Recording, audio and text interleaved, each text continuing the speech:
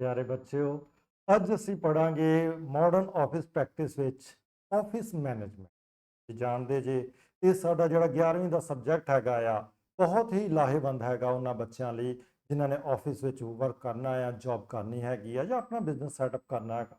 ਅਸੀਂ commerce field ਵਿੱਚ ਇਸ ਸਬਜੈਕਟ ਨੂੰ ਬੜੀ ਇੰਪੋਰਟੈਂਸ ਨਾਲ ਪੜਾਉਂਦੇ ਹੈਗੇ ਆ ਤੇ ਅਸੀਂ ਉਮੀਦ ਕਰਦੇ ਹੈਗੇ ਆ ਕਿ ਤੁਸੀਂ ਇਹਦਾ ਜਿਹੜਾ 3rd ਚੈਪਟਰ ਹੈਗਾ ਆਫਿਸ ਮੈਨੇਜਮੈਂਟ, ਇਹਨੂੰ ਅੱਜ ਬਹੁਤ ਚੰਗੀ ਤਰ੍ਹਾਂ ਸਮਝਣ ਦੀ ਕੋਸ਼ਿਸ਼ ਕਰੋਗੇ।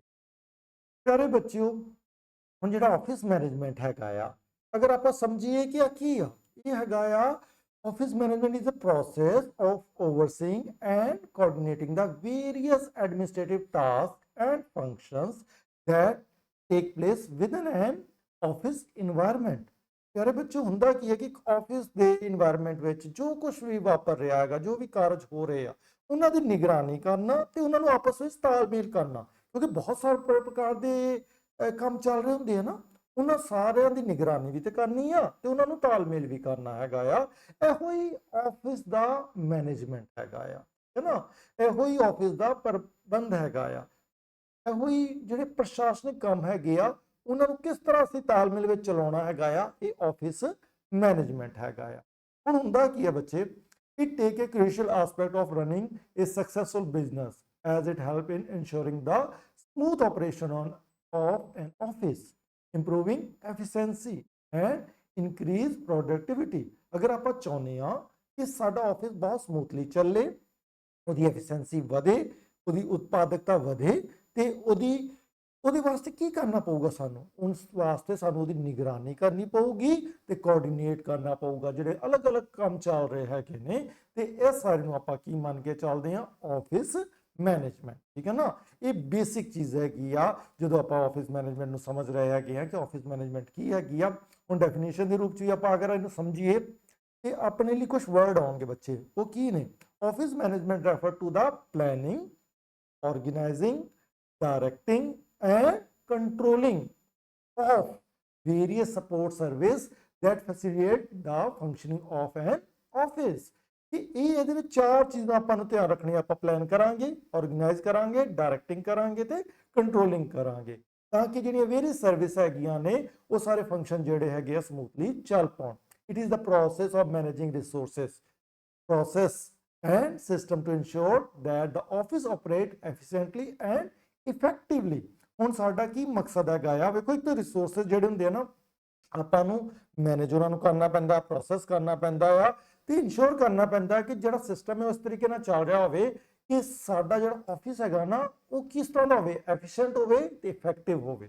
ਠੀਕ ਹੈ ਨਾ, ਅਗਰ ਆਹ ਚਾਰ ਚੀਜ਼ਾਂ ਆਪਾਂ ਕਰ ਲਵਾਂਗੇ ਤਾਂ ਸਮਝ ਲਓ ਕਿ ਸਾਨੂੰ ਆਫਿਸ ਮੈਨੇਜਮੈਂਟ ਦੀ ਡੈਫੀਨੇਸ਼ਨ ਸਮਝ ਆ ਗਈ ਹੈਗੀ ਆ। ਬੇਸਿਕ ਚੀਜ਼ ਹੈਗੀ ਆ ਜਿਹੜੀ ਆਪਾਂ ਆਫਿਸ ਮੈਨੇਜਮੈਂਟ ਸਮਝਣੀ ਸੀ। ਜਦੋਂ ਆਪਾਂ ਆਮ ਰਾਜ ਸਮਝਿਆ, ਫਿਰ ਆਪਾਂ ਇਹ ਵੇਖਿਆ ਕਿ ਆਪਾਂ ਓਵਰਸੀ ਕਰ ਰਹੇ, ਕੋਆਰਡੀਨੇਟ ਕਰ ਰਹੇ ਆ, ਤੇ ਹੁਣ ਆਪਾਂ ਜਦੋਂ ਡੈਫੀਨੇਸ਼ਨ ਲਿਖਣ ਲੱਗੇ ਤਾਂ ਫਿਰ ਆਪਾਂ 4 ਵਰਡਸ ਨੂੰ ਯਾਦ ਰੱਖਣਾ ਹੈਗਾ ਆ: planning, organising, directing and controlling. ਠੀਕ ਹੈ ਨਾ, ਤੇ ਕਿਉਂ ਕਰਨਾ ਇਹਨਾਂ ਸਾਰਾ ਕੁਝ?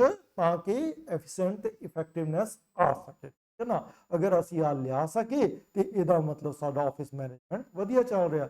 ਮੈਂ ਅਕਸਰ ਐਗਜ਼ਾਮਪਲ ਦੇਣਾ ਹੁੰਦਾ ਨਾ ਕਿ ਇੱਕ ਬਿਜ਼ਨਸ ਤੇ ਦੂਸਰਾ ਬਿਜ਼ਨਸ ਭਾਵੇਂ ਉਹ ਸੇਮ ਕੈਟਾਗਰੀ ਦਾ ਹੋਵੇ, ਸੇਮ ਇੰਡਸਟਰੀ ਚ ਆਉਂਦਾ ਹੋਵੇ, ਮਗਰ ਇੱਕ ਬਹੁਤ ਗਰੋ ਕਰ ਰਿਹਾ ਹੁੰਦਾ ਆ ਤੇ ਇੱਕ ਬਹੁਤ ਪਿੱਛੇ ਚੱਲ ਰਿਹਾ ਹੁੰਦਾ ਆ। ਇਹਦੇ ਵਿੱਚ ਕਾਰਨ ਕੀ ਹੁੰਦਾ ਬੱਚੇ? ਉਹਨਾਂ ਦਾ ਆਫਿਸ ਮੈਨੇਜਮੈਂਟ 'ਚ ਕਿਤੇ ਕਮੀ ਆ ਨਾ। ਉਹ ਜਿਹੜੇ 4 ਮੈਂ ਤੁਹਾਨੂੰ ਟੂਲਸ ਦੱਸ ਰਿਹਾ ਸੀ, ਇਹਦੇ 'ਚ ਕਿਤੇ ਕਮੀ ਆ ਗਈ। ਉਹਨਾਂ ਦੀ ਪਲੈਨਿੰਗ ਚੰਗੀ ਨਹੀਂ ਸੀ, ਆਰਗੇਨਾਈਜ਼ ਨਹੀਂ ਕਰ ਪਾ ਰਹੇ ਸੀ, ਡਾਇਰੈਕਟਿੰਗ ਨਹੀਂ ਕਰ ਪਾ ਰਹੇ ਸੀ, ਕੰਟਰੋਲਿੰਗ ਨਹੀਂ ਕਰ ਪਾ ਰਹੇ ਸੀ, ਤੇ ਆਪਾਂ ਕਹਿੰਦੇ ਕਿ ਉਹਨਾਂ ਦਾ ਬਿਜ਼ਨਸ ਬਹੁਤ ਵਧੀਆ ਗਰੋ ਨਹੀਂ ਕਰ ਰਿਹਾ ਹੈਗਾ।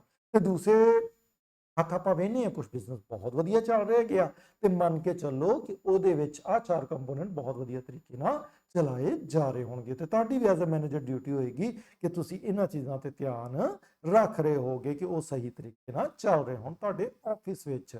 ਹੁਣ ਹੈ ਕੀ ਹੈ ਬੱਚੇ? ਦਾ scope of office management encompass various aspects and responsibility related to effective function of an office। ਅਗਰ ਆਪਾਂ ਚਾਹੁੰਦੇ ਆ ਕਿ ਸਾਡਾ ਆਫਿਸ ਬਹੁਤ ਵਧੀਆ ਤਰੀਕੇ ਨਾਲ ਚੱਲੇ ਤੇ ਉਹਦੇ ਵਿੱਚ ਕੁਝ ਐਸਪੈਕਟ ਹੈਗੇ ਨੇ ਨਾ, ਕੁਝ ਰਿਸਪੌਂਸਿਬਿਲਿਟੀਆਂ ਹੈਗੀਆਂ ਨੇ ਨਾ ਜਿਨ੍ਹਾਂ ਨੂੰ ਧਿਆਨ ਦੇਣਾ ਪਊਗਾ। ਉਹ ਕਿਸ ਤਰ੍ਹਾਂ ਦੇ ਫੰਕਸ਼ਨਸ ਹੋਣਗੇ ਬੱਚਿਓ? ਉਹ ਐਡਮਿਨਿਸਟ੍ਰੇਟਿਵ ਫੰਕਸ਼ਨਸ ਹੋਣਗੇ, ਉਹਨਾਂ ਨੂੰ ਕੋਈ ਕਰ ਰਿਹਾ ਹੋਊਗਾ। ਫੈਸਿਲਿਟੀ ਮੈਨੇਜਮੈਂਟ ਹੋਏਗਾ, ਹਿਊਮਨ ਰਿਸੋਰਸ ਮੈਨੇਜਮੈਂਟ ਜਿਹਨੂੰ HRM ਵੀ ਕਹਿੰਦੇ ਹੈਗੇ ਆ। ਇਹਦਾ ਪੂਰਾ ਇੱਕ ਡਿਪਾਰਟਮੈਂਟ ਚੱਲਦਾ ਨਾ ਸਾਡਾ, ਤਾਂ ਫੰਕਸ਼ਨ ਹੈਗਾ, ਇਸ ਕਰਕੇ ਉਹਦਾ ਡਿਪਾਰਟਮੈਂਟ ਵੀ ਆਪਾਂ ਚਲਾਉਂਦੇ ਆ। ਜਦੋਂ ਤੁਸੀਂ ਵੱਡੀ ਪੜ੍ਹਾਈ ਕਰੋਗੇ ਉਹ 'ਚ ਆਰਐਮ ਦੀ ਵੀ ਪੜ੍ਹਾਈ ਤੁਸੀਂ ਕਰੋਗੇ। ਕਮਿਊਨੀਕੇਸ਼ਨ ਮੈਨੇਜਮੈਂਟ ਵੀ ਇੱਕ ਪੂਰਾ ਦਾ ਪੂਰਾ ਚੱਲਦਾ ਹੈਗਾ, ਇੱਕ ਪੂਰਾ ਡਿਪਾਰਟਮੈਂਟ ਇਸ ਚੀਜ਼ ਨੂੰ ਚਲਾ ਰਿਹਾ ਹੁੰਦਾ ਕਿ ਆਪਾਂ ਕਿਸ ਤਰ੍ਹਾਂ ਕਮਿਊਨੀਕੇਟ ਕਰਨਾ ਹੈਗਾ। ਟੈਕਨੋਲੋਜੀ ਇੰਟੀਗ੍ਰੇਸ਼ਨ ਦਾ ਬਹੁਤ ਕੰਮ ਚੱਲ ਰਿਹਾ ਹੈਗਾ ਆ, ਕਿਉਂਕਿ ਹਰ ਬਿਜ਼ਨਸ ਵਿੱਚ ਟੈਕਨੋਲੋਜੀ ਵੱਧਦੀ ਜਾ ਰਹੀ ਹੈ। ਉਹਨੂੰ ਆਪਾਂ ਹੁਣ ਕਿਸ ਤਰ੍ਹਾਂ ਇੰਟੀਗ੍ਰੇਟ ਕਰਨਾ ਹੈਗਾ, ਕਿਸ ਤਰ੍ਹਾਂ ਆਪਣੇ ਬਿਜ਼ਨਸ ਚਲਾਉਣਾ ਹੈਗਾ। ਫਿਰ ਫਾਈਨੈਂਸ਼ੀਅਲ ਮੈਨੇਜਮੈਂਟ ਪੂਰਾ ਦਾ ਪੂਰਾ ਚੱਲੇਗਾ ਕਿ ਇੱਕ ਪੂਰਾ ਵਿਭਾਗ ਹੋਏਗਾ, ਡਿਪਾਰਟਮੈਂਟ ਹੋਏਗਾ ਜਿਹੜਾ ਫਾਈਨੈਂਸ ਨੂੰ ਵੇਖ ਰਿਹਾ ਹੋਏਗਾ। ਫਿਰ ਆਫਿਸ ਦੀਆਂ ਕੁਝ ਪਾਲਿਸੀ ਤੇ ਪ੍ਰੋਸੀਜਰਸ ਹੋਣਗੇ ਨਾ, ਜਿਹੜੇ ਆਪਾਂ ਕਰਮਚਾਰੀਆਂ ਨੂੰ ਦੱਸਦੇ ਹਾਂ, ਨਵੇਂ ਕਰਮਚਾਰੀਆਂ ਨੂੰ ਵੀ ਦੱਸਦੇ ਹਾਂ, ਪੁਰਾਣਿਆਂ ਨੂੰ ਵੀ ਗਾਈਡ ਕਰਦੇ ਹੈਗੇ ਆ। ਫਿਰ ਕਿਤੇ ਨਾ ਕਿਤੇ ਰਿਸਕ ਮੈਨੇਜਮੈਂਟ ਚੱਲ ਰਿਹਾ ਹੋਏਗਾ, ਵੈਂਡਰ ਐਂਡ ਸਪਲਾਇਰ ਮੈਨੇਜਮੈਂਟ ਚੱਲ ਰਿਹਾ ਹੋਏਗਾ। ਜਿੰਨੇ ਵੀ ਸਾਡੇ ਕਲਾਇੰਟਸ ਹੈਗੇ ਨੇ ਜਿਨ੍ਹਾਂ ਕੋਲ ਅਸੀਂ ਸਪਲਾਈ ਲੈਣੀ ਹੈ ਜਾਂ ਅਸੀਂ ਵੇਚਣਾ ਹੈਗਾ, ਦੋਵੇਂ ਕੰਡੀਸ਼ਨ ਵਿੱਚ ਆਪਾਂ ਵੇਖਾਂਗੇ ਨਾ, ਕਸਟਮਰ ਸਰਵਿਸ ਵੀ ਆਏਗਾ ਅੱਗੇ। ਫਿਰ ਕੰਟੀਨਿਊਸ ਇੰਪਰੂਵਮੈਂਟ ਵਾਸਤੇ ਕਿਤੇ ਨਾ ਕਿਤੇ ਸਾਡਾ ਫੰਕਸ਼ਨ ਹੁੰਦਾ ਹੈ ਕਿ ਆਪਾਂ ਆਫਿਸ ਵਿੱਚ ਬੈਠ ਕੇ ਸੋਚਣਾ ਨਾ ਕਿ ਆਪਣੀ ਕੰਟੀਨਿਊਸ ਇੰਪਰੂਵਮੈਂਟ ਕਿਸ ਤਰ੍ਹਾਂ ਹੁੰਦੀ ਜਾਵੇ। ਚੇਂਜ ਮੈਨੇਜਮੈਂਟ ਬਾਰੇ ਵੀ ਆਪਾਂ ਸੋਚਣਾ, ਕਿਉਂਕਿ ਚੇਂਜਸ ਬਹੁਤ ਆ ਰਹੇ ਹੈਗੇ ਨੇ। ਉਹਦੇ ਵਾਸਤੇ ਵੀ ਕਿਸੇ ਨਾ ਕਿਸੇ ਨੂੰ ਸਟੈਪਸ ਲੈਣੇ ਪੈਂਦੇ ਹੈਗੇ, ਪਲਾਨਿੰਗ ਕਰਨੀ ਪੈਂਦੀ ਹੈ, ਆਰਗੇਨਾਈਜ਼ਿੰਗ ਕਰਨੀ ਪੈਂਦੇ ਹੈਗੇ, ਡਾਇਰੈਕਟਿੰਗ ਕਰਨੀ ਪੈਂਦੀ ਹੈਗੀ ਆ। ਕਸਟਮਰ ਸਰਵਿਸ ਦੇਣੀ ਹੈਗੀ ਹੈ, ਜਿੰਨੇ ਵੀ ਆਪਣੇ ਪ੍ਰੋਡਕਟ ਆਪਾਂ ਬਣਾਏ ਆ ਜਾਂ ਸਰਵਿਸ ਦੇ ਰਹੇ ਆ, ਲਾਸਟ ਐਂਡ ਤੇ ਜਦੋਂ ਕਲਾਇੰਟ ਕੋ ਪਹੁੰਚ ਰਿਹਾ, ਸਾਡੇ ਕਸਟਮਰ ਕੋ ਪਹੁੰਚ ਰਿਹਾ ਹੈਗਾ, ਤੇ ਉਹਦੇ ਉੱਤੇ ਵੀ ਸਾਡਾ ਜ਼ੋਰ ਹੁੰਦਾ ਹੈ ਕਿ ਆਪਾਂ ਨੂੰ ਕਸਟਮਰ ਨੂੰ ਸਰਵਿਸ ਦੇ ਸਕੀਏ। ਤੇ ਇਸ ਚੀਜ਼ ਦਾ ਵੀ ਆਪਾਂ ਆਫਿਸ ਵਿੱਚ ਧਿਆਨ ਰੱਖਣਾ ਹੁੰਦਾ। ਇਹ ਬੇਸਿਕ ਫੰਕਸ਼ਨ ਨੇ ਜਿਹੜੇ ਕਿ ਆਪਾਂ ਨਿਭਾ ਰਹੇ ਹੋਵਾਂਗੇ। ਤੇ ਪਿਆਰੇ ਬੱਚੇ, ਮੈਂ ਬੱਚਿਆਂ ਨੂੰ ਇਸ ਤਰ੍ਹਾਂ ਵੀ ਗਾਈਡ ਕਰਦਾ ਹੁੰਦਾ ਹੈ ਕਿ ਜਿਹੜੇ ਆ ਫੰਕਸ਼ਨਸ ਹੈਗੇ ਨੇ, ਇਹਨਾਂ ਨੂੰ ਐਜ਼ ਅ ਡਿਪਾਰਟਮੈਂਟ ਲੈ ਕੇ ਚੱਲੋ, ਇਹਨਾਂ ਨੂੰ ਐਜ਼ ਇਹ ਮੰਨ ਕੇ ਚੱਲੋ ਕਿ ਸਾਰੇ ਜੌਬਸ ਨੇ, ਕਿ ਮੈਂ ਫਿਊਚਰ ਵਿੱਚ ਇਹਨਾਂ ਵਿੱਚੋਂ ਕਿਤੇ ਜੌਬ ਕਰ ਰਿਹਾ ਹੋਵਾਂਗਾ। ਮੈਨੂੰ ਸਕਿੱਲਸ ਵੇਖਣੀ, ਕਿਉਂ ਕੋਈ ਬੱਚਾ ਹੋ ਸਕਦਾ ਜਿਹੜਾ ਹਿਊਮਨ ਰਿਸੋਰਸ ਮੈਨੇਜਮੈਂਟ ਬਹੁਤ ਅੱਛਾ ਹੋਵੇ, ਉਹ ਕੀ ਕਰ ਸਕਦਾ, ਉਹ ਐਚਆਰਐਮ ਵਿੱਚ ਆਪਣਾ ਜੌਬ ਤਲਾਸ਼ ਕਰ ਸਕਦਾ ਹੈ। ਕਈਆਂ ਦੀ ਕਮਿਊਨੀਕੇਸ਼ਨ ਸਕਿੱਲ ਬੜੀ ਚੰਗੀ ਹੈਗੀ ਆ, ਉਹ ਕਮਿਊਨੀਕੇਸ਼ਨ ਮੈਨੇਜਮੈਂਟ ਵਿੱਚ ਜਾ ਸਕਦੇ ਹੈਗੇ ਨੇ। ਮਗਰ ਇਹ ਜਿਹੜੇ ਫੰਕਸ਼ਨ ਹੈ, ਇਹਨੂੰ ਐਜ਼ ਆਪਣੇ ਦਿਮਾਗ 'ਚ ਬਿਠਾਉਣਾ ਹੈਗਾ ਆ ਕਿ ਜਿਸ ਤਰ੍ਹਾਂ ਹਰ ਇੱਕ ਡਿਪਾਰਟਮੈਂਟ ਹੁੰਦੇ ਨੇ ਆਫਿਸ ਵਿੱਚ, ਇਹ ਫੰਕਸ਼ਨ ਇਸ ਤਰ੍ਹਾਂ ਹੀ ਕੰਮ ਕਰਦੇ ਹੋਣਗੇ। ਤੇ ਇਹਨਾਂ ਦਾ ਬਕਾਇਦਾ ਕੋਈ ਨਾ ਕੋਈ ਮੈਨੇਜਰ ਹੋਏਗਾ, ਸਟਾਫ ਹੋਏਗਾ ਜਿਹੜਾ ਇਹਨਾਂ ਸਾਰੀ ਚੀਜ਼ਾਂ ਨੂੰ ਚਲਾ ਰਿਹਾ ਹੋਏਗਾ। ਠੀਕ ਹੈ ਨਾ, ਪ੍ਰਬੰਧ ਹੋਏਗਾ, ਸਹੂਲਤ ਦੇਣਾ। ਫਿਰ ਜਿਹੜੇ ਮਨੁੱਖੀ ਸਰੋਤ ਹੈਗੇ ਨੇ, ਸੰਚਾਰ ਕਰਨਾ, ਟੈਕਨੋਲੋਜੀ ਦਾ ਆਪਾਂ ਨੂੰ ਨਾ ਜੋੜਨਾ ਪੈਂਦਾ ਹੈਗਾ। ਜਿੰਨੀ ਟੈਕਨੋਲੋਜੀ ਹੈਗੀ ਆ, ਉਹਨਾਂ ਨੂੰ ਆਪਾਂ ਨੂੰ ਆਪਣੇ ਆਫਿਸ ਵਿੱਚ ਕਿਸ ਤਰ੍ਹਾਂ ਵਰਤਣਾ ਹੈਗਾ। ਕੋਈ ਨਾ ਕੋਈ ਵਿੱਤ ਵਿਭਾਗ ਹੋਏਗਾ ਨਾ, ਦਫ਼ਤਰ ਦੀ ਨੀਤੀਆਂ ਤੇ ਪ੍ਰਕਿਰਿਆ ਨੂੰ ਕੋਈ ਵੀ ਸਾਬਿਤ ਕਰ ਰਿਹਾ ਹੋਏਗਾ ਕਿ ਇਸ ਤਰ੍ਹਾਂ ਅਸੀਂ ਕੰਮ ਚਲਾਉਣਾ ਹੈਗਾ ਆ। ਇਹ ਸਾਰੀਆਂ ਚੀਜ਼ਾਂ ਆਪਾਂ ਜਿਹੜੀਆਂ ਹੈਗੀਆਂ ਆਫਿਸ ਮੈਨੇਜਮੈਂਟ ਵਿੱਚ ਐਜ਼ ਅ ਫੰਕਸ਼ਨ ਵੀ ਨਹੀਂ ਹੈਗੀਆਂ। ਫਿਰ ਸੈਕੰਡ ਕੁਐਸਚਨ ਕਈ ਵਾਰ ਆ ਜਾਂਦਾ ਹੁੰਦਾ, ਫੀਚਰ ਆਫ ਆਫਿਸ ਮੈਨੇਜਮੈਂਟ। ਇਹ ਫੀਚਰਸ ਕੀ ਹੈਗੇ ਨੇ, ਆਫਿਸ ਮੈਨੇਜਮੈਂਟ ਕੀ ਪ੍ਰੋਸੈਸ ਹੈਗਾ। ਆਪਾਂ ਪੜ੍ਹਿਆ ਸੀ ਨਾ ਦੋ ਵਰਡ, ਓਵਰਸੀਇੰਗ ਐਂਡ ਕੋਆਰਡੀਨੇਟਿੰਗ ਦਾ various activity, task and function. ਬਹੁਤ ਸਾਰੇ ਟਾਸਕ, ਫੰਕਸ਼ਨ, ਐਕਟੀਵਿਟੀਜ਼ ਹੋ ਰਹੀਆਂ ਨੇ, ਉਹਨਾਂ ਨੂੰ ਆਪਾਂ ਇੰਸ਼ੋਰ ਕਰਨਾ ਹੁੰਦਾ ਹੈ, ਓਵਰਸੀ ਕਰਨਾ, ਕੋਆਰਡੀਨੇਟ ਕਰਨਾ ਹੁੰਦਾ ਆ। ਤੇ ਇਹਨਾਂ ਨੂੰ ਕਿਉਂ ਕਰਨਾ ਹੈ, ਦੋ ਵਰਡ ਫਿਰ ਪੜ੍ਹੇ ਸੀ ਨਾ, ਤਾਂ ਕਿ ਸਾਡਾ ਆਫਿਸ ਐਫੀਸ਼ੀਐਂਟਲੀ ਤੇ ਇਫੈਕਟਿਵਲੀ ਰਨ ਕਰ ਸਕੇ। ਹੁਣ ਜਦੋਂ ਆਪਾਂ ਇਹ ਕਰਨਾ ਹੈ ਤਾਂ ਕੁਝ ਫੀਚਰਸ ਹੋਣਗੇ ਪਿਆਰੇ ਬੱਚਿਓ, ਜਿਹੜੇ ਕਿ ਆਪਾਂ ਧਿਆਨ ਦੇਣੇ ਹੈਗੇ। ਉਹ ਕੀ ਆ, ਪਲੈਨਿੰਗ ਐਂਡ ਆਰਗੇਨਾਈਜ਼ਿੰਗ। ਸੈਕੰਡ ਕੀ ਹੈਗਾ, coordination. Third, record keeping. Fourth, office space ਕਿਸ ਤਰ੍ਹਾਂ ਦਾ ਹੈਗਾ ਆ। ਇਕਵਿਪਮੈਂਟ ਐਂਡ ਸਪਲਾਈਜ਼ ਕਿਸ ਤਰ੍ਹਾਂ ਆ ਰਹੀਆਂ ਹੈਗੀਆਂ ਨੇ। ਪਰਸਨਲ ਮੈਨੇਜਮੈਂਟ, ਕਮਿਊਨੀਕੇਸ਼ਨ ਐਂਡ ਕਰਸਪੋਂਡੈਂਸ, ਚਿੱਠੀ ਪੱਤਰ ਵਿਵਹਾਰ ਕੁਛ ਨਾ ਕੁਛ ਆਪਾਂ ਕਰ ਰਹੇ ਹੋਵਾਂਗੇ ਨਾ, ਚਾਹੇ ਅੱਜ ਈਮੇਲ ਦੇ ਜਰੀਏ ਕਰ ਰਹੇ ਹੈਗੇ ਆ। ਕੋਸਟ ਕੰਟਰੋਲਿੰਗ, ਕੋਸਟ ਤੇ ਕਿਸ ਤਰ੍ਹਾਂ ਕੰਟਰੋਲ ਕਰਨਾ ਹੈਗਾ। ਤੇ ਫਿਰ ਕੰਟੀਨਿਊਸ ਇੰਪਰੂਵਮੈਂਟ। ਹੁਣ ਆ ਤੁਸੀਂ ਅੱਜ ਇਹ ਫੰਕਸ਼ਨ ਧਿਆਨ ਦਿੱਤੇ ਹੋਣ, ਕਾਫੀ ਹੱਦ ਤੱਕ ਮਿਲਦੇ ਜੁਲਦੇ ਆ ਫੀਚਰਸ ਤੇ ਫੰਕਸ਼ਨ, ਇਹਨਾਂ ਦਾ ਕਾਫੀ ਮੇਲ ਹੈਗਾ ਆ। ਮਗਰ ਆਪਾਂ ਯਾਦ ਰੱਖਣਾ ਕਿ ਸਾਰੇ ਡਿਪਾਰਟਮੈਂਟ ਦੀ ਤਰ੍ਹਾਂ ਕੰਮ ਚੱਲ ਰਿਹਾ ਹੋਏਗਾ, ਕਿ ਕਿਤੇ ਪਲੈਨਿੰਗ ਹੋ ਰਹੀ ਹੋਊਗੀ, ਕੋਈ ਕੋਆਰਡੀਨੇਸ਼ਨ ਕਰ ਰਿਹਾ ਆ, ਰਿਕਾਰਡ ਕੀਪਿੰਗ ਵਾਸਤੇ ਇੱਕ ਸਾਡੇ ਕੋਲ ਜਗ੍ਹਾ ਹੈ, ਆਫਿਸ ਦਾ ਸਪੇਸ ਕਿਸ ਤਰ੍ਹਾਂ ਦਾ ਹੋਏਗਾ। ਇਹ ਸਾਰੀਆਂ ਚੀਜ਼ਾਂ ਫੀਚਰ ਹੁੰਦੀਆਂ ਨੇ ਆਫਿਸ ਮੈਨੇਜਮੈਂਟ। ਇਸ ਤੋਂ ਬਾਅਦ ਅਸੀਂ ਜਦੋਂ ਆ ਸਾਰੀ ਚੀਜ਼ਾਂ ਵੇਖ ਲਿਆ ਕਿ ਇਹ ਕਿਸ ਤਰ੍ਹਾਂ ਚੱਲ ਰਿਹਾ ਹੋਏਗਾ, ਤੇ ਫਿਰ ਆਉਂਦੇ ਨੇ office function of office management. ਹੁਣ ਜਿਹੜੇ ਆਪਾਂ ਪੜ੍ਹੇ ਸੀ ਨਾ, ਇਹ ਬੇਸਿਕਲੀ ਤਿੰਨ ਹਿੱਸਿਆਂ ਵਿੱਚ ਵੰਡੇ ਜਾਂਦੇ ਹੈਗੇ ਨੇ। ਕੁਝ ਸਾਡੇ ਐਡਮਿਨਿਸਟ੍ਰੇਟਿਵ ਫੰਕਸ਼ਨਸ ਹੁੰਦੇ ਨੇ, ਕੁਝ ਟੈਕਨੀਕਲ ਫੰਕਸ਼ਨ ਹੁੰਦੇ ਨੇ, ਤੇ ਕੁਝ ਕ੍ਰੀਏਟਿਵ ਹੁੰਦੇ ਨੇ। ਹਰ ਇੱਕ ਆਫਿਸ ਵਿੱਚ ਲੈ ਦੇ ਕੇ ਆ ਤਿੰਨ ਪ੍ਰਕਾਰ ਦੇ ਫੰਕਸ਼ਨਸ ਆਪਾਂ ਵੇਖ ਰਹੇ ਹੋਵਾਂਗੇ। ਇਹਨਾਂ ਨੂੰ ਕੁਐਸਚਨ ਦੇ ਆਨਸਰ ਦੇ ਰੂਪ ਚ ਵੀ ਯਾਦ ਰੱਖਣਾ, ਤੇ ਐਜ਼ ਏ ਸੋਚਣਾ ਕਿ ਜਦੋਂ ਮੈਂ ਮੈਨੇਜਰ ਬਣਾਂਗਾ ਉਦੋਂ ਮੇਰੀ ਸਕਿੱਲਸ ਕਿਹਦੇ ਵਿੱਚ ਬਹੁਤ ਵਧੀਆ ਹੈਗੀ ਆ, ਤਾਂ ਕਿ ਮੈਂ ਜਦੋਂ ਕਿਸੇ ਆਫਿਸ ਜਾਵਾਂ ਤਾਂ ਮੈਂ ਕਿਹੜਾ ਕੰਮ ਜਿਹੜਾ ਆ ਬਖੂਬੀ ਕਰ ਪਾਵਾਂਗਾ। ਇਸ ਚੀਜ਼ ਨੂੰ ਵੀ ਆਪਾਂ ਮੱਦੇਨਜ਼ਰ ਰੱਖਣਾ ਹੈਗਾ ਆ। ਹੁਣ ਜਦੋਂ ਸੈਕੰਡ ਪੁਆਇੰਟ ਤੇ ਆ ਰਹੇ ਹਾਂ, ਪ੍ਰਿੰਸੀਪਲ ਆਫ ਆਫਿਸ ਮੈਨੇਜਮੈਂਟ। ਹੁਣ ਆਫਿਸ ਮੈਨੇਜਮੈਂਟ ਕੀ ਹੋਏਗਾ ਬੱਚੇ, office management involve the coordination and administration of various tasks and responsibility that carried out in the office setting। ਹੁਣ ਉਹਦੇ ਵਿੱਚ ਕੀ ਹੈਗੀਆਂ ਨੇ, ਪਲੈਨਿੰਗ ਹੈਗੀ ਆ, organisation, communication, coordination, delegation, control ਤੇ ਅਡੈਪਟੇਬਿਲਿਟੀ। ਇਹ ਸਾਰੀਆਂ ਚੀਜ਼ਾਂ ਇੱਕ ਆਫਿਸ ਮੈਨੇਜਮੈਂਟ ਦੇ ਪ੍ਰਿੰਸੀਪਲ ਦੇ ਰੂਪ ਵਿੱਚ ਕੰਮ ਕਰਦੀਆਂ ਹੈਗੀਆਂ ਨੇ। ਅਗਰ ਇਹ 7 ਚੀਜ਼ਾਂ ਨੂੰ ਸਾਨੂੰ ਸਮਝ ਆ ਰਹੀਆਂ ਨੇ ਤੇ ਆਪਾਂ ਉਹ ਬੇਸਿਕ ਪ੍ਰਿੰਸੀਪਲ ਨੂੰ ਸਮਝਣ 'ਚ ਕਾਮਯਾਬ ਹੋ ਗਏ ਕਿ ਆਫਿਸ ਮੈਨੇਜਮੈਂਟ ਕੀ ਕਰਾਂਗੇ। ਪਲੈਨਿੰਗ ਕਰ ਰਹੇ ਹੋਵਾਂਗੇ, ਆਰਗੇਨਾਈਜੇਸ਼ਨ ਹੋਏਗੀ, ਕਮਿਊਨੀਕੇਸ਼ਨ ਹੋਏਗੀ, ਕੋਆਰਡੀਨੇਸ਼ਨ ਹੋਏਗੀ, ਆਪਣੇ ਕੰਮ ਨੂੰ ਕਈ ਵਾਰ ਡੈਲੀਗੇਟ ਕਰਨਾ ਪੈਂਦਾ ਹੈਗਾ ਆ, ਕੰਟਰੋਲਿੰਗ ਜਿਹਨੂੰ ਆਪਾਂ ਕਹਿੰਦੇ ਆ ਕੰਟਰੋਲ ਕਰਨਾ ਪੈਂਦਾ ਹੈਗਾ, ਤੇ ਅਡੈਪਟੇਬਿਲਿਟੀ ਚੇਂਜ ਨੂੰ ਕਿਸ ਤਰ੍ਹਾਂ ਆਪਾਂ ਆਤਮਸਾਤ ਕਰਨਾ ਹੈਗਾ, ਕਿਉਂਕਿ ਚੇਂਜ ਲਗਾਤਾਰ ਹੋ ਰਹੇ। ਜਿਹੜੇ ਬੱਚੇ ਸੋਚਦੇ ਆ ਨਾ ਕਿ ਮੈਂ ਇੱਕ ਹੀ ਕੰਮ ਜਿਹੜਾ ਹੈਗਾ ਆ 20-25 ਸਾਲ ਤੱਕ ਕਰਦਾ ਰਹਾਂਗਾ ਕਿਸੇ ਆਫਿਸ ਬੈਠ ਕੇ, ਤਾਂ ਸਮਝ ਲੈਣ ਕਿ ਪ੍ਰਿੰਸੀਪਲ ਆਫਿਸ ਮੈਨੇਜਮੈਂਟ 'ਚ ਨਹੀਂ ਆਉਂਦਾ ਹੈਗਾ। ਸਾਨੂੰ ਅਡੈਪਟੇਬਲ ਹੋਣਾ ਪਊਗਾ, ਸਾਨੂੰ ਮੰਨ ਕੇ ਚੱਲਣਾ ਪਊਗਾ ਕਿ ਆਫਿਸ ਵਿੱਚ ਚੇਂਜ ਹੋ ਰਹੇ ਨੇ ਤੇ ਆਹ ਚੇਂਜਸ ਨੂੰ ਵੀ ਅਡੈਪਟ ਕਰਨ ਦੀ ਸ਼ਕਤੀ ਸਾਡੇ ਕੋਲ ਹੋਣੀ ਚਾਹੀਦੀ ਹੈ, ਸਮਰਥਤਾ ਸਾਡੇ ਕੋਲ ਹੋਣੀ ਚਾਹੀਦੀ ਹੈ। ਜਾਂ ਇਸ ਤੋਂ ਬਾਅਦ ਪਿਆਰੇ ਬੱਚਿਓ, ਜਦੋਂ ਆਪਾਂ ਪ੍ਰਿੰਸੀਪਲਸ, ਫੀਚਰਸ, ਫੰਕਸ਼ਨ ਸਮਝ ਰਹੇ ਹਾਂ, ਇਹ 'ਚ ਇੱਕ ਚੀਜ਼ ਮੰਨ ਕੇ ਚੱਲਣਾ ਕਿ ਬਹੁਤ ਸਾਰੀਆਂ ਚੀਜ਼ਾਂ ਰਿਪੀਟ ਹੋ ਰਹੀਆਂ ਹੈਗੀਆਂ ਨੇ, ਉਹ ਇੰਟਰਮਿਕਸ ਹੈਗੀਆਂ ਨੇ। ਜਿਹੜੀ ਪ੍ਰਿੰਸੀਪਲ ਨੇ ਉਹ ਸਾਡੇ ਫੀਚਰਸ ਨੇ, ਉਹ ਸਾਡੇ ਫੰਕਸ਼ਨਸ ਨੇ। ਤੇ ਇਸ ਚੀਜ਼ ਨੂੰ ਇਸ ਕਰਕੇ ਕਨਫਿਊਜ਼ ਨਹੀਂ ਹੋਣਾ, ਬਸ ਸਮਝ ਕੇ ਚੱਲਣਾ ਹੈਗਾ ਆ ਕਿ ਕਿਸ ਤਰ੍ਹਾਂ ਇਹ ਸਾਰੀਆਂ ਚੀਜ਼ਾਂ ਜਿਹੜੀਆਂ ਹੈਗੀਆਂ ਨੇ ਕਿਸੇ ਆਫਿਸ ਨੂੰ ਚਲਾਉਣ ਵਿੱਚ ਮਦਦ ਕਰ ਰਹੀਆਂ ਹੁੰਦੀਆਂ ਨੇ। ਤੇ ਹੁਣ ਆਪਾਂ ਸਮਝਣ ਦੀ ਕੋਸ਼ਿਸ਼ ਕੀਤੀ ਕਿ ਕਿਹੜੇ ਸਿਧਾਂਤ ਹੈਗੇ ਨੇ। ਉਹਨੂੰ ਆਪਾਂ ਪੜਿਆ ਨਾ, ਯੋਜਨਾਬੰਦੀ ਹੋ ਸਕਦੀ ਹੈ, ਸੰਗਠਨ, ਸੰਚਾਰ, ਤਾਲਮੇਲ, ਵਫਦ, ਨਿਯੰਤਰਣ ਤੇ ਅਨੁਕੂਲਤਾ। ਇਹ ਸਾਰੀਆਂ ਚੀਜ਼ਾਂ ਨੂੰ ਮਿਲਾ ਕੇ ਆਪਾਂ ਇੱਕ ਆਫਿਸ ਚਲਾ ਰਹੇ ਹੁੰਦੇ ਆ। ਬੇਸਿਕ ਪ੍ਰਿੰਸੀਪਲ ਸੀ ਸਾਡੇ। ਹੁਣ ਜਦੋਂ ਆਫਿਸ ਮੈਨੇਜਮੈਂਟ ਕਰਨਾ ਹੈ ਬੱਚੇ, ਇਹਦੇ ਵਾਸਤੇ ਨਾ ਕੁਝ ਸਕਿੱਲਸ ਵੀ ਚਾਹੀਦੀ ਹੁੰਦੀਆਂ। ਮੈਂ ਅਕਸਰ ਕਹਿੰਦਾ ਹੁੰਦਾ ਨਾ ਕਿ ਹੁਣ ਆਪਾਂ ਇਹਨੂੰ ਪਛਾਣਨਾ, ਜਦੋਂ ਆਪਾਂ +1 'ਚ ਆ ਗਏ ਹੈਗੇ ਆ, ਅਸੀਂ ਆਪਣੀ ਸਕਿੱਲਸ ਨੂੰ ਪਛਾਣਨਾ ਹੈਗਾ ਆ ਕਿ ਮੈਂ ਕਿਸ ਸਕਿੱਲਸ ਵਿੱਚ ਬਹੁਤ ਵਧੀਆ। ਕਿਉਂਕਿ ਜਦੋਂ ਮੈਂ ਕਿਸੇ ਆਫਿਸ ਜਾਵਾਂਗਾ, ਉੱਥੇ ਕੋਈ ਪਰਟੀਕੂਲਰ ਫੰਕਸ਼ਨ ਮੈਨੂੰ ਮਿਲਣਾ ਨਾ, ਜਿਹਨੂੰ ਮੈਂ ਸਥਾਪਿਤ ਕਰ ਰਿਹਾ ਹੋਵਾਂਗਾ, ਜਿਹਦੇ ਉੱਤੇ ਮੈਂ ਕੰਮ ਕਰ ਰਿਹਾ ਹੋਵਾਂਗਾ, ਅਗਰ ਮੈਨੂੰ ਪਤਾ ਹੋਵੇ, ਹੁਣ ਹੀ ਮੈਂ ਉਸ ਚੀਜ਼ ਨੂੰ ਪਛਾਣ ਲਵਾਂ, ਤੇ ਮੇਰੇ ਲਈ ਬੜਾ ਆਸਾਨ ਹੋ ਜਾਊਗਾ ਕਿਸੇ ਵੀ ਆਫਿਸ ਵਿੱਚ ਜਾ ਕੇ ਐਡਜਸਟ ਹੋਣਾ ਤੇ ਆਪਣੇ ਕੰਮ ਦੀ ਬਿਹਤਰੀਨ ਪਛਾਣ ਕਰਨੀ। ਉਹ ਕੀ ਹੈ, ਜਿਸ ਤਰ੍ਹਾਂ ਫੋਰ ਐਗਜ਼ਾਮਪਲ ਮੈਂ ਕਹਿਣਾ ਹੁੰਦਾ ਆ ਕਿ ਹੁਣੇ ਆਪਾਂ ਫੀਚਰਸ ਪੜ੍ਹੇ, ਫੰਕਸ਼ਨਸ ਪੜ੍ਹੇ, ਉਹਦੇ ਵਿੱਚ ਕਮਿਊਨੀਕੇਸ਼ਨ ਆ ਰਿਹਾ ਸੀ ਨਾ ਬਾਰ-ਬਾਰ, ਤੇ ਜਿਸ ਬੱਚੇ ਦੀ ਕਮਿਊਨੀਕੇਸ਼ਨ ਸਕਿੱਲਸ ਬਹੁਤ ਵਧੀਆ ਹੈਗੀ, ਉਹ ਆ ਸਕਿੱਲ ਚਾਹੀਦੀ ਹੈ ਨਾ ਆਫਿਸ ਮੈਨੇਜਮੈਂਟ ਵਾਸਤੇ। ਦਾ ਮਤਲਬ ਕਿਉਂਕਿ ਉਹ ਫੰਕਸ਼ਨ ਹੈ, ਉਹ ਫੰਕਸ਼ਨ ਨੂੰ ਚਲਾਉਣ ਲਈ ਸਾਨੂੰ ਐਜ਼ ਅ ਸਕਿੱਲ ਵੀ ਚਾਹੀਦੀ ਹੈ। ਤਾਂ ਕਰਕੇ ਆਹ ਚੀਜ਼ਾਂ ਨਾ ਰਿਪੀਟ ਹੋ ਰਹੀਆਂ ਹੈਗੀਆਂ ਨੇ। ਇਸ ਕਮਿਊਨੀਕੇਸ਼ਨ ਸਕਿੱਲ ਬਹੁਤ ਜ਼ਰੂਰੀ ਹੁੰਦੀ ਹੈ ਕਿਸੇ ਵੀ ਆਫਿਸ ਮੈਨੇਜਮੈਂਟ ਵਿੱਚ, ਕਿਉਂਕਿ ਪੂਰਾ ਦਾ ਪੂਰਾ ਇੱਕ ਫੀਚਰ ਆਉਂਦਾ ਹੈ, ਫੰਕਸ਼ਨ ਆਉਂਦਾ ਹੈਗਾ ਕਮਿਊਨੀਕੇਸ਼ਨ ਦੇ ਨਾਲ। ਫਿਰ ਆਰਗੇਨਾਈਜੇਸ਼ਨ ਸਕਿੱਲ ਚਾਹੀਦੀ ਹੁੰਦੀ ਹੈ, ਕਿਉਂਕਿ ਬੇਸਿਕ ਫੰਕਸ਼ਨ ਕੀ ਹੈਗਾ, ਆਰਗੇਨਾਈਜ਼ ਕਰਨਾ, ਤਾਲਮੇਲ ਕਰਨਾ, ਇਹੋ ਤਾਂ ਫੰਕਸ਼ਨ ਹੈ ਨਾ ਉਹਦਾ। ਇਸੇ ਪ੍ਰਿੰਸੀਪਲ ਤੇ ਆਧਾਰਿਤ ਹੈ ਨਾ ਸਾਡਾ ਆਫਿਸ ਮੈਨੇਜਮੈਂਟ। ਤੇ ਫਿਰ ਸਾਨੂੰ ਆਰਗੇਨਾਈਜੇਸ਼ਨ ਸਕਿੱਲ ਵੀ ਆਉਣੀ ਚਾਹੀਦੀ ਹੈਗੀ ਆ, ਟੈਕਨੀਕਲ ਸਕਿੱਲ ਹੋਣੀ ਚਾਹੀਦੀ ਹੈ ਸਾਡੇ ਬੱਚਿਆਂ ਵਿੱਚ। ਫਿਰ ਆਫਿਸ ਮੈਨੇਜਮੈਂਟ ਵਿੱਚ ਪਾਰੰਗਤ ਹੋ ਪਾਣਗੇ। ਤੇ ਲੀਡਰਸ਼ਿਪ ਸਕਿੱਲਸ, ਕਿਉਂਕਿ ਹਰ ਇੱਕ ਮੈਨੇਜਰ ਇੱਕ ਲੀਡਰ ਦੀ ਤਰ੍ਹਾਂ ਹੁੰਦਾ। ਉਹ ਆਪਣੇ ਅੰਦਰ ਜਿਹੜਾ ਸਟਾਫ ਆ ਰਿਹਾ ਹੈਗਾ ਆ, ਭਾਵੇਂ ਉਹ 10 ਜਣਿਆਂ ਦਾ ਹੋਵੇ, ਭਾਵੇਂ 1000 ਜਣਿਆਂ ਦਾ ਹੋਵੇ, ਉਹਨਾਂ ਨੂੰ ਕਿਸ ਤਰ੍ਹਾਂ ਐਜ਼ ਅ ਲੀਡਰਸ਼ਿਪ ਕੁਆਲਿਟੀ ਨਾਲ ਕੰਟਰੋਲ ਕਰਨਾ ਹੈਗਾ ਆ, ਪਲਾਨ ਕਰਕੇ ਦੇਣਾ ਹੈਗਾ ਆ, ਡੈਲੀਗੇਟ ਆਪਣਾ ਕੰਮ ਕਰਨਾ ਹੈਗਾ ਆ, ਉਹ ਲੀਡਰਸ਼ਿਪ ਸਕਿੱਲ ਨਾਲ ਆਉਂਦਾ ਹੈਗਾ। ਫਿਰ ਫਾਈਨੈਂਸ਼ੀਅਲ ਮੈਨੇਜਮੈਂਟ ਸਕਿੱਲ, ਕਿਉਂਕਿ ਮੈਂ ਦੱਸਿਆ ਸੀ ਕਿ ਫਾਈਨੈਂਸ ਮੈਨੇਜਮੈਂਟ ਦਾ ਇੱਕ ਪੂਰਾ ਦਾ ਪੂਰਾ ਫੰਕਸ਼ਨ ਚੱਲਦਾ ਹੈਗਾ ਆ, ਉਹਨੂੰ ਚਲਾਉਣ ਲਈ ਉਹ ਸਕਿੱਲ ਵੀ ਚਾਹੀਦੀ ਹੈ ਸਾਡੇ ਮੈਨੇਜਰ ਵਿੱਚ, ਤਾਂ ਹੀ ਆਫਿਸ ਮੈਨੇਜਮੈਂਟ ਹੋ ਪਾਏਗਾ। ਟਾਈਮ ਮੈਨੇਜਮੈਂਟ, ਪਿਆਰੇ ਬੱਚਿਓ, ਜਿਨ੍ਹਾਂ ਨੇ ਵੀ ਮੈਨੇਜਮੈਂਟ ਸਮਝਣੀ ਆ, ਉਹਦੇ ਵਿੱਚ ਟਾਈਮ ਮੈਨੇਜਮੈਂਟ ਮੋਸਟ ਇੰਪੋਰਟੈਂਟ ਕੰਮ ਹੈ। ਕਿਸੇ ਵੀ ਆਫਿਸ ਵਿੱਚ ਟਾਈਮ ਮੋਸਟ ਇੰਪੋਰਟੈਂਟ ਚੀਜ਼। ਕਿਸ ਤਰ੍ਹਾਂ ਇੱਕ ਚੰਗਾ ਮੈਨੇਜਰ ਘੱਟ ਸਮੇਂ ਵਿੱਚ ਵੱਧ ਕੰਮ ਕਰ ਲੈਂਦਾ ਹੈਗਾ, ਉਹੀ ਰਿਸੋਰਸ ਮੈਨੇਜਮੈਂਟ ਦੀ ਇੱਕ ਸਕਿੱਲ ਕਹਿਲਾਉਂਦਾ ਹੈਗਾ। ਤੇ ਟਾਈਮ ਮੈਨੇਜਮੈਂਟ ਵੀ ਬਹੁਤ ਵੱਡੀ ਇੱਕ ਸਕਿੱਲ ਹੈਗੀ ਜਿਹੜੀ ਆਉਣੀ ਚਾਹੀਦੀ ਹੈਗੀ ਆ।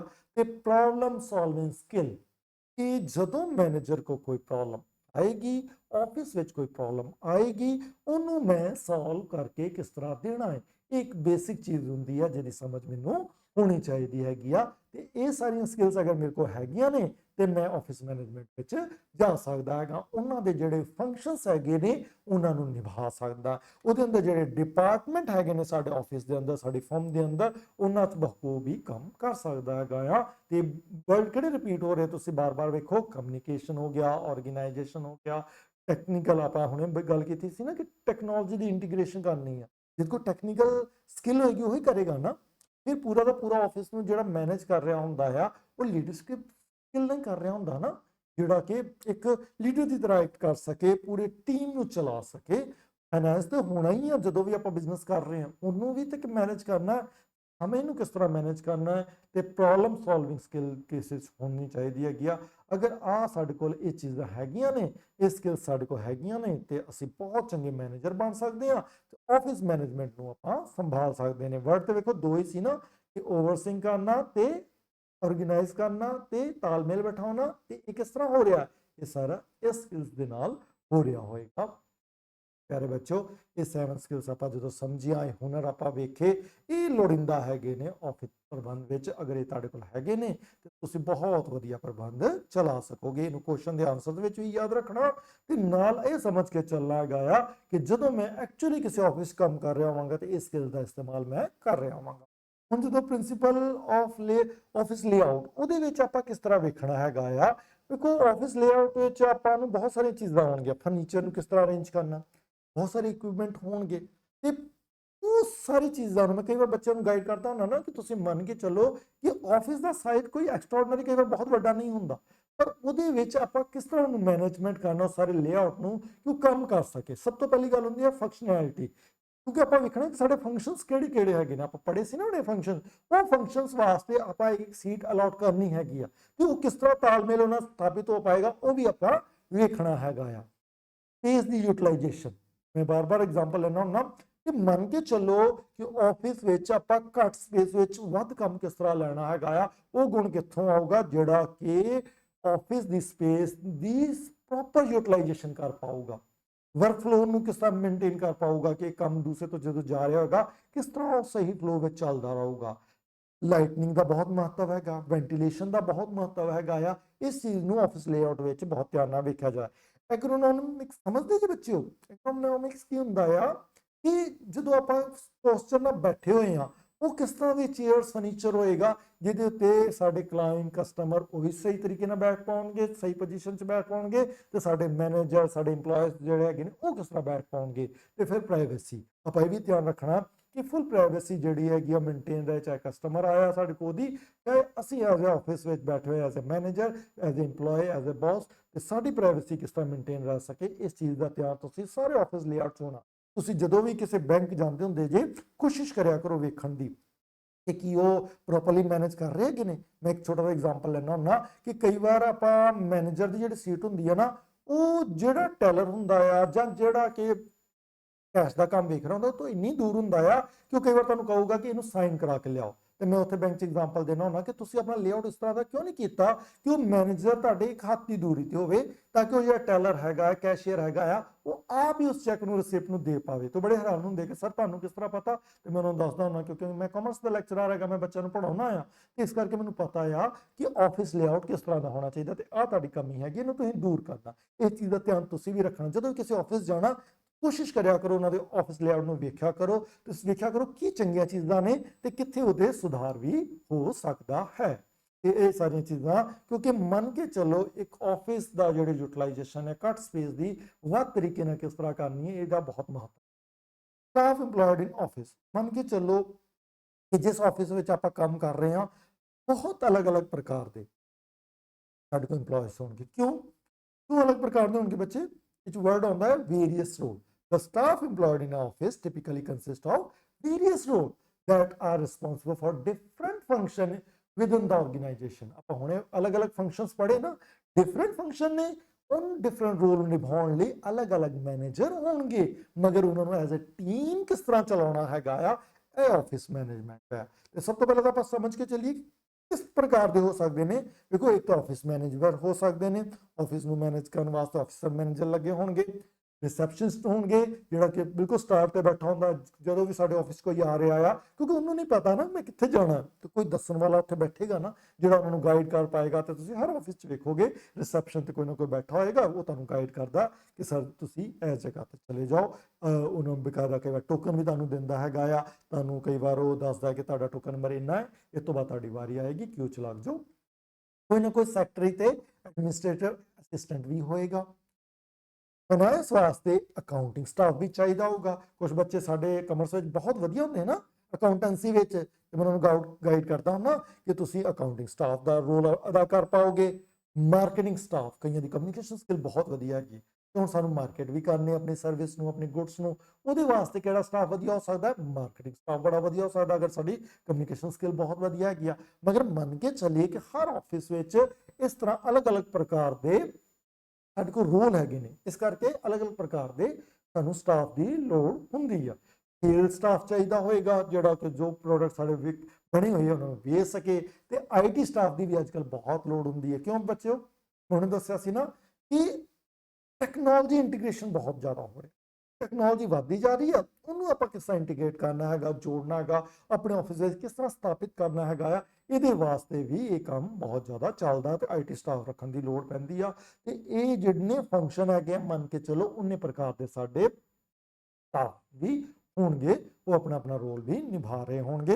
ਇਸ ਚੀਜ਼ ਦੀ ਇੱਕ ਬੇਸਿਕ ਸਮਝ ਰੱਖਣੀ ਹੈ ਕਿ ਕਿ ਇਹ ਸਾਡੇ ਅਲੱਗ-ਅਲੱਗ ਪ੍ਰਬੰਧਾਂ ਨੂੰ ਕਿਸ ਤਰ੍ਹਾਂ ਨਿਭਾ ਰਹੇ ਹੋਣਗੇ, ਉਹ ਅਲੱਗ-ਅਲੱਗ ਪ੍ਰਕਾਰ ਦੇ ਰੋਲ ਨੂੰ ਕਿਸ ਤਰ੍ਹਾਂ ਨਿਭਾ ਰਹੇ ਹੋਣਗੇ। ਇਹਨੂੰ ਕੁਐਸਚਨ ਦੇ ਆਨਸਰ ਦੇ ਰੂਪ ਚ ਵੀ ਯਾਦ ਰੱਖਣਾ। ਤੇ ਮੈਂ ਬਾਰ-ਬਾਰ ਕਹਿਣਾ ਹੁੰਦਾ ਆ ਕਿ ਹਰ ਬੱਚਾ ਆਪਣੇ ਗੁਣ ਨੂੰ ਪਛਾਣੇ ਕਿ ਮੈਂ ਕੀ ਚੰਗਾ ਮੈਨੇਜਰ ਸਾਬਿਤ ਹੋ ਸਕਦਾ, ਕਿ ਮੇਰੀ ਅਕਾਊਂਟਿੰਗ ਬਹੁਤ ਚੰਗੀ ਹੈਗੀ ਆ, ਮੇਰੀ ਕਮਿਊਨੀਕੇਸ਼ਨ ਸਕਿੱਲ ਬਹੁਤ ਚੰਗੀ ਹੈਗੀ ਆ। ਉਸ ਪ੍ਰਕਾਰ ਦੇ ਜੌਬ ਵਾਸਤੇ ਉਹ ਫਿਰ ਪਰਫੈਕਟ ਹੋ ਸਕਦਾ ਹੈਗਾ ਆ, ਤੇ ਸਾਰੀ ਉਮਰ ਬਹੁਤ ਕਾਮਯਾਬ ਹੋ ਸਕਦਾ ਅਗਰ ਉਹ ਆਪਣਾ ਸਹੀ ਰੋਲ ਪਹਿਚਾਨ ਲਵੇਗਾ। ਬਾਕੀ ਮੰਨ ਕੇ ਚੱਲੋ ਸਭ ਤੋਂ ਚੰਗਾ EMPLOYE ਉਹ ਹੁੰਦਾ ਜਿਹੜੇ ਅਲੱਗ-ਅਲੱਗ ਰੋਲ ਨੂੰ ਆਸਾਨੀ ਨਾਲ ਨਿਭਾ ਸਕੇ। ਅਗਰ ਉਹ ਤੁਸੀਂ ਕਰ ਪਾ ਰਹੇ ਹੋ ਫਿਰ ਤੇ ਤੁਸੀਂ ਬਹੁਤ ਵਧੀਆ ਸਾਬਿਤ ਹੋ ਜਾਓਗੇ। ਹੁਣ ਆਪਾਂ ਮੈਨੇਜਰ ਤੇ ਆਉਂਦੇ ਹਾਂ। ਆਪਾਂ 2 ਮਿੰਟ ਪਹਿਲਾਂ ਵੀ ਜਦੋਂ ਆਪਾਂ ਗੱਲ ਕਰ ਰਹੇ ਸੀ ਨਾ ਪਿਆਰੇ ਬੱਚਿਓ, ਉਹਦੇ ਵਿੱਚ ਵੀ ਆ ਬਹੁਤ ਸਾਰੇ ਸਕਿੱਲਸ ਆਲਰੇਡੀ ਆਈਆਂ ਸੀ। ਇੱਕ ਚੰਗੇ ਮੈਨੇਜਰ ਵਿੱਚ ਪਾਣੇ ਨਾ ਕਿ ਇੱਕ ਮੈਨੇਜਰ ਜਿਹੜਾ ਹੈਗਾ ਆ ਉਹਦੇ ਵਿੱਚ ਕਿਹੜੇ ਸਕਿੱਲਸ ਹੋਣੇ ਚਾਹੀਦੀਆਂ ਨੇ? ਉਹ ਫਿਰ ਰਿਪੀਟ ਹੋਣਗੀਆਂ ਟੈਕਨੀਕਲ ਸਕਿੱਲ। ਕਿਉਂ? ਕਿਉਂਕਿ ਆਫਿਸ ਮੈਨੇਜਮੈਂਟ ਵਿੱਚ ਟੈਕਨੀਕਲ ਚੀਜ਼ਾਂ ਦੀ ਬਹੁਤ ਭਰਮਾਰ ਹੋ ਗਈ ਹੈ। ਟੈਕਨੋਲੋਜੀ ਦੀ ਇੰਟੀਗ੍ਰੇਸ਼ਨ ਕਰਨ ਲਈ ਸਾਨੂੰ ਚੰਗੇ ਟੈਕਨੀਕਲ ਸਕਿੱਲ ਵਾਲੇ ਮੈਨੇਜਰ ਚਾਹੀਦੇ ਹੈਗੇ ਨੇ। ਜਿਹੜੇ ਟੈਕਨੋਲੋਜੀ ਨੂੰ ਇੰਟੀਗ੍ਰੇਟ ਨਹੀਂ ਕਰ ਪਾਉਣਗੇ, ਟੈਕਨੀਕਲ ਸਕਿੱਲ ਨਹੀਂ ਰੱਖਣਗੇ, ਉਹ ਚੰਗੇ ਮੈਨੇਜਰ ਸਾਬਿਤ ਨਹੀਂ ਹੋਣਗੇ। ਇਸ ਕਰਕੇ ਇੱਕ ਬੇਸਿਕ ਸਕਿੱਲ ਹੋਏਗੀ, ਤੁਹਾਨੂੰ ਇਹਦੀ ਜਾਣਕਾਰੀ ਹੋਣੀ ਚਾਹੀਦੀ ਹੈ। +2 ਵਿੱਚ ਜਦੋਂ ਤੁਸੀਂ ਜਾਓਗੇ ਤੁਹਾਡਾ ਇੱਕ ਨਵਾਂ ਸਬਜੈਕਟ ਆਏਗਾ FEB ਨਾਂ ਦਾ, ਉਹਦੇ ਵਿੱਚ ਫੰਡਾਮੈਂਟਲ ਬਿਜ਼ਨਸ ਵਿੱਚ ਆਪਾਂ ਨੂੰ ਟੈਕਨੀਕਲ ਸਕਿੱਲ ਤੁਹਾਨੂੰ ਪਾਰੰਗਤ ਕਰਨ ਦੀ ਕੋਸ਼ਿਸ਼ ਕਰਾਂਗੇ। ਕਮਿਊਨੀਕੇਸ਼ਨ ਸਕਿੱਲ ਇੱਕ ਚੰਗਾ ਮੈਨੇਜਰ ਹੁੰਦਾ ਆ ਜਿੰਨੀ ਪਲਾਨਿੰਗ ਹੋਈ ਆ ਉਹਨੂੰ ਬਾਕੀ EMPLOYEES ਤੱਕ ਪਹੁੰਚਾ ਸਕੇ। ਕਿਸ ਤਰ੍ਹਾਂ ਪਹੁੰਚਾਏਗਾ? ਸਕਿੱਲ ਨਾਲ ਪਹੁੰਚਾਏਗਾ। ਆਰਗੇਨਾਈਜੇਸ਼ਨ ਸਕਿੱਲ, ਤਾਲਮੇਲ ਕਰਨਾ ਨਾ, ਅਸੀਂ ਉਹਨੂੰ ਆਰਗੇਨਾਈਜ਼ ਕਰਨਾ ਨਾ, ਓਵਰਸੀ ਕਰਨਾ ਨਾ, ਉਹਦੇ ਵਾਸਤੇ ਆਰਗੇਨਾਈਜੇਸ਼ਨ ਸਕਿੱਲ ਦੀ ਬੜੀ ਲੋੜ ਹੈ। ਪ੍ਰੋਬਲਮ ਸੋਲਵਿੰਗ ਸਕਿੱਲ, ਜਿੱਥੇ ਤੁਸੀਂ ਕੰਮ ਕਰ ਰਹੇ ਜੇ, ਮੰਨ ਕੇ ਚਲੋ ਅਗਰ ਤੁਸੀਂ ਮੈਨੇਜਰ ਜੇ ਤੇ ਬਹੁਤ ਸਾਰੇ ਤੁਹਾਡੇ ਕਲਾਇੰਟਸ, ਬਹੁਤ ਸਾਰੇ ਤੁਹਾਡੇ EMPLOYEES, ਇਵਨ ਤੁਹਾਡੇ ਬੌਸ, ਤੁਹਾਡੀ ਮੈਨੇਜਮੈਂਟ ਕਮੇਟੀ ਤੁਹਾਡੇ ਕੋਲ ਪ੍ਰੋਬਲਮ ਸੋਲਵਿੰਗ ਵਾਸਤੇ ਆਏਗੀ। ਉਹ ਉਮੀਦ ਰੱਖੇਗੀ ਕਿ ਜਿਹੜੀ ਪ੍ਰੋਬਲਮ ਫਾਰਮ ਵਿੱਚ ਆ ਰਹੀ ਆ, ਕੰਪਨੀ 'ਚ ਆ ਰਹੀ ਹੈਗੀ ਆ, ਤੁਹਾਡੇ ਕਲਾਇੰਟਸ ਨੂੰ ਆ ਰਹੀ ਆ, ਉਹਨੂੰ ਤੁਸੀਂ ਸੋਲਵ ਕਰਨਾ ਹੈਗਾ ਆ। ਪਰ ਉਹ ਕਰੋਗੇ ਕਿਸ ਤਰ੍ਹਾਂ? ਜੇ ਤੁਹਾਡੇ ਕੋਲ ਪ੍ਰੋਬਲਮ ਸੋਲਵਿੰਗ ਸਕਿੱਲਸ ਹੋਏਗੀ ਫਿਰ ਹੀ ਆਪਾਂ ਕਰ ਪਾਵਾਂਗੇ। ਟਾਈਮ ਮੈਨੇਜਮੈਂਟ ਸਕਿੱਲ ਇੱਕ ਚੰਗੇ ਮੈਨੇਜਰ ਦੀ ਨਿਸ਼ਾਨੀ ਹੁੰਦੀ ਆ ਕਿ ਉਹ ਇਸ ਸਕਿੱਲ ਦੇ ਨਾਲ ਪਾਰੰਗਤ ਹੁੰਦਾ ਆ ਕਿ ਉਹ ਟਾਈਮ ਨੂੰ ਵਧੀਆ ਤਰੀਕੇ ਨਾਲ ਮੈਨੇਜ ਕਰ ਲੈਂਦਾ ਹੈਗਾ। ਹਰ ਇੱਕ EMPLOYE ਨੂੰ ਉਹਨੇ ਦੱਸਿਆ ਹੁੰਦਾ ਕਿਹੜਾ ਕੰਮ ਕਿਸ ਤਰ੍ਹਾਂ ਦੇ ਕਦੋਂ ਕਰਨਾ ਹੈਗਾ। ਲੀਡਰਸ਼ਿਪ ਸਕਿੱਲ ਤੇ ਚਾਹੀਦੀ ਹੈ ਬੱਚੇ। ਜਦੋਂ ਤੁਸੀਂ ਮੈਨੇਜਰ ਬਣ ਗਏ ਤੇ ਤੁਸੀਂ ਮੰਨ ਕੇ ਚੱਲੋ ਕਿ ਤੁਸੀਂ ਇੱਕ ਪੂਰੀ ਟੀਮ ਚਲਾ ਰਹੇ ਜੇ, ਵੇਰੀਅਸ ਡਿਪਾਰਟਮੈਂਟ ਚਲਾ ਰਹੇ ਜੇ, ਕਿ ਉਹਨਾਂ ਨੂੰ ਚਲਾਉਣ ਲਈ ਤੁਹਾਡੇ ਕੋਲ ਕੀ ਚਾਹੀਦਾ? ਲੀਡਰਸ਼ਿਪ ਸਕਿੱਲ ਇੱਕ ਬਹੁਮੁੱਲੀ ਸਕਿੱਲ ਹੈਗੀ ਆ। ਜਿਹਦੇ ਕੋਲ ਇਹ ਸਕਿੱਲ ਹੋਏਗੀ ਉਹ ਇੱਕ ਚੰਗਾ ਕਾਮਯਾਬ ਮੈਨੇਜਰ ਬਣੇਗਾ। ਤੇ ਇੱਕ ਤੁਸੀਂ ਮੰਨ ਕੇ ਚੱਲਣਾ ਆ ਕਿ ਇੱਕ ਬੇਸਿਕ ਸਕਿੱਲ ਹੈਗੀ ਆ, ਮੇਰੇ ਕੋਲ ਇਹ ਹੋਣੀ ਚਾਹੀਦੀ ਆ। ਅਗਰ ਮੈਂ ਮੈਨੇਜਰ ਬਣਨਾ ਹੈਗਾ ਆ ਤਾਂ ਇਹ ਮੈਂ ਸਾਰਿਆਂ ਨੂੰ ਕੰਟਰੋਲ ਕਰ ਪਾਵਾਂਗਾ, ਆਪਣਾ ਕੰਮ ਡੈਲੀਗੇਟ ਕਰ ਪਾਵਾਂਗਾ, ਆਪਣੀ ਪਲੈਨਿੰਗ ਨੂੰ ਕਮਿਊਨੀਕੇਟ ਕਰਕੇ ਸਮਝਾ ਪਾਵਾਂਗਾ। ਕਸਟਮਰ ਸਰਵਿਸ ਸਕਿੱਲ, ਪਿਆਰੇ ਬੱਚੋ ਜਿੰਨੇ ਬਿਜ਼ਨਸ ਚੱਲ ਰਹੇ ਨੇ ਲਾਸਟ ਵਿੱਚ ਤੇ ਸਾਡਾ ਕੌਣ ਆ? ਕਸਟਮਰ ਹੀ ਹੈ ਨਾ, ਜਿਹਨੂੰ ਆਪਾਂ ਗੁੱਡਸ ਤੇ ਸਰਵਿਸ ਵੇਚ ਰਹੇ ਹੈਗੇ ਆ, ਪਹੁੰਚਾ ਰਹੇ ਹੈਗੇ ਨੇ। ਮਗਰ ਕੀ ਸਿਰਫ ਵੇਚ ਦੇਣਾ ਹੀ ਸਾਡਾ ਕੰਮ ਹੈਗਾ ਕਿ ਉਹਨੂੰ ਕਸਟਮਰ ਸਰਵਿਸ ਵੀ ਦੇਣੀ ਹੈ? ਉਹ ਇੱਕ ਸਕਿੱਲ ਦੀ ਤਰ੍ਹਾਂ ਹੁੰਦਾ ਆ।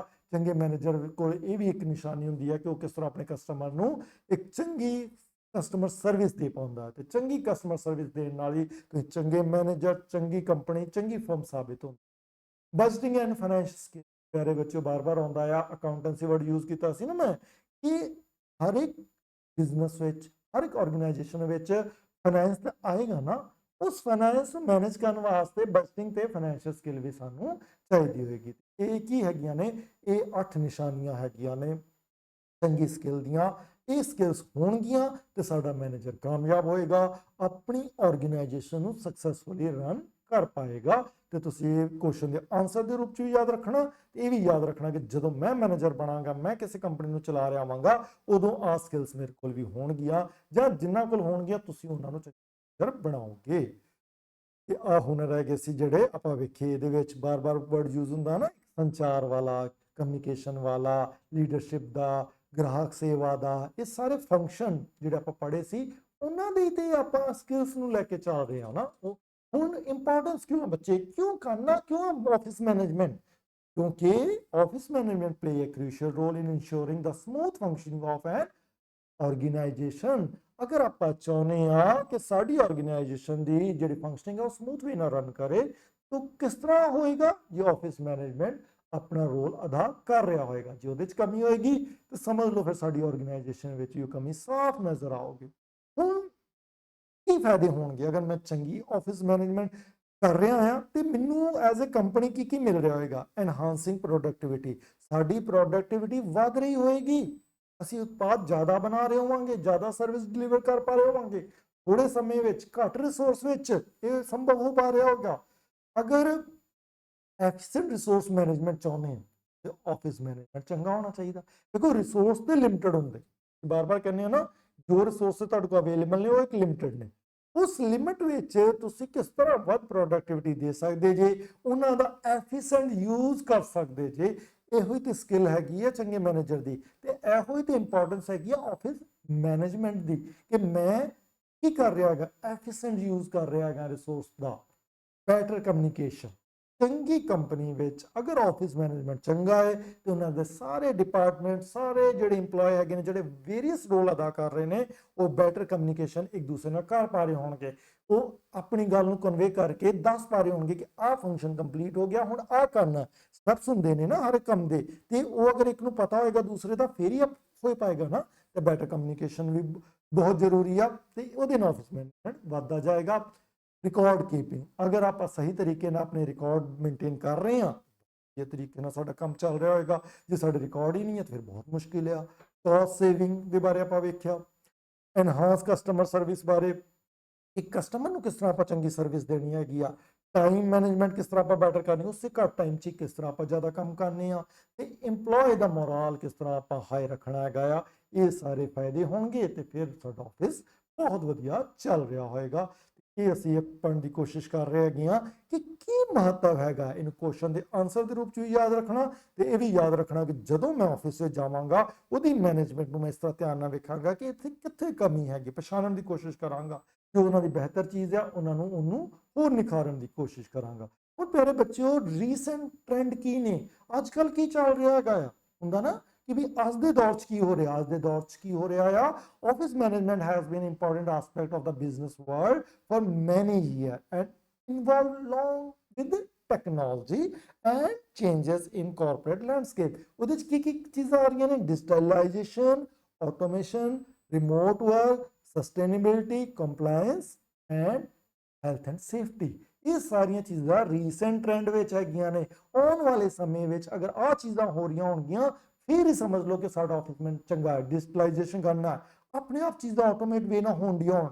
ਰਿਮੋਟ ਕੰਟਰੋਲ, ਆਫਿਸ ਜਿਹੜਾ ਹੈਗਾ ਆ ਆਫਿਸ ਦੇ ਅੰਦਰ ਫਿਜ਼ੀਕਲੀ ਆ ਕੇ ਨਾ ਚੱਲ ਰਿਹਾ ਹੋਵੇ, ਉਹਨੂੰ ਬਾਹਰੋਂ ਵੀ ਕੰਟਰੋਲ ਕੀਤਾ ਜਾ ਸਕੇ। ਕਮਿਊਨੀਕੇਸ਼ਨ ਇੰਨਾ ਵਧੀਆ ਹੋਣਾ, ਸਸਟੇਨ ਹੋ ਸਕੇ, ਕੰਪਲਾਇੰਸ ਹੋ ਸਕੇ ਉਹਨਾਂ ਵਿਚਕਾਰ, ਤੇ ਹੈਲਥ ਐਂਡ ਸੇਫਟੀ ਦਾ ਮਾਹੌਲ ਵੀ ਹੋਵੇ। ਇਹ ਸਾਰੀਆਂ ਚੀਜ਼ਾਂ ਅਗਰ ਚੱਲ ਰਹੀਆਂ ਨੇ ਤੇ ਮੰਨ ਕੇ ਚੱਲੋ ਕਿ ਸਾਡਾ ਜਿਹੜਾ ਆਫਿਸ ਹੈਗਾ ਆ ਉਹ ਨਵੇਂ ਸਤਰ ਦਾ ਹੈਗਾ ਆ, ਉਹ ਫਿਊਚਰ ਵਾਸਤੇ ਤਿਆਰ ਹੈਗਾ ਆ। ਤੇ ਅਗਰ ਆਹ ਚੀਜ਼ਾਂ ਨਹੀਂ, ਆਪਾਂ ਡਿਜੀਟਲਾਈਜ਼ ਨਹੀਂ ਕਰ ਰਹੇ, ਸਾਡੀਆਂ ਚੀਜ਼ਾਂ ਆਟੋ ਨਹੀਂ ਹੋ ਪਾ ਰਹੀਆਂ, ਆਟੋਮੈਟਿਕਲੀ ਨਹੀਂ ਹੋ ਪਾ ਰਹੀਆਂ, ਆਟੋਮੇਸ਼ਨ ਉਹਦੇ 'ਚ ਕਮੀ ਆ, ਤੇ ਫਿਰ ਸਮਝ ਲਓ ਮੁਸ਼ਕਿਲ ਹੈ। ਰਿਮੋਟ ਨਾਲ ਕੰਮ ਨਹੀਂ ਹੋ ਰਿਹਾ, ਜਿਸ ਤਰ੍ਹਾਂ ਅੱਜ ਵਰਕ ਆਫ ਹੋਮ ਪੋਸੀਬਲ ਹੁੰਦਾ ਨਾ ਕਈ ਕੰਪਨੀਆਂ 'ਚ, ਕਿਸ ਤਰ੍ਹਾਂ ਪੋਸੀਬਲ ਹੁੰਦਾ? ਕਿਉਂਕਿ ਉਹਨਾਂ ਨੇ ਆਹ ਚੀਜ਼ਾਂ ਕਰ ਲਈਆਂ ਨੇ।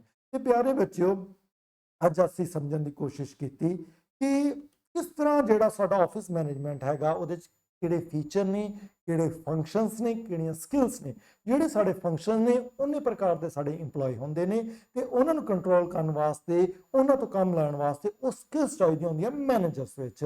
ਤੇ ਉਹ ਮੈਨੇਜਰ ਜਿਹਦੇ ਕੋਲ ਸਕਿੱਲਸ ਹੁੰਦੀਆਂ ਨੇ ਉਹ ਚੰਗੇ ਆਫਿਸ ਮੈਨੇਜਮੈਂਟ ਨੂੰ ਦੇ ਪਾਉਂਦਾ। ਤੇ ਫਿਰ ਦੋ ਵਰਡ ਨੇ, ਇਫੈਕਟਿਵ ਤੇ ਐਫੀਸ਼ੀਐਂਟ ਵੇ ਨਾਲ ਫਿਰ ਸਾਡਾ ਆਫਿਸ ਚੱਲ ਪਾਉਂਦਾ। ਇਸ ਚੀਜ਼ ਨੂੰ ਹੁਣ ਤੁਸੀਂ ਬਹੁਤ ਧਿਆਨ ਨਾਲ ਪੜ੍ਹਨਾ ਹੈਗਾ ਆ। ਅਗਰ ਤੁਸੀਂ ਇਹਨਾਂ ਨੂੰ ਪੜ੍ਹਦੇ ਰਹੋਗੇ ਤਾਂ ਬੜੀ ਆਸਾਨੀ ਦੇ ਨਾਲ ਤੁਸੀਂ ਕੁਐਸਚਨ ਦੇ ਆਨਸਰ ਵੀ ਕਰ ਪਾਓਗੇ, ਐਗਜ਼ਾਮੀਨੇਸ਼ਨ ਪੁਆਇੰਟ ਆਫ View ਨਾਲ ਵੀ ਤੁਸੀਂ ਇਹਨੂੰ ਕਲੀਅਰ ਕਰ ਪਾਓਗੇ ਤੇ ਜਦੋਂ ਤੁਸੀਂ ਵਾਕਿਆ ਆਫਿਸ ਵਿੱਚ ਜਾਓਗੇ ਇੱਕ ਚੰਗੇ ਮੈਨੇਜਰ ਦੇ ਰੂਪ ਵਿੱਚ ਸਥਾਪਿਤ ਹੋ ਪਾਓਗੇ। ਬਹੁਤ ਧੰਨਵਾਦ ਪਿਆਰੇ ਬੱਚੇ।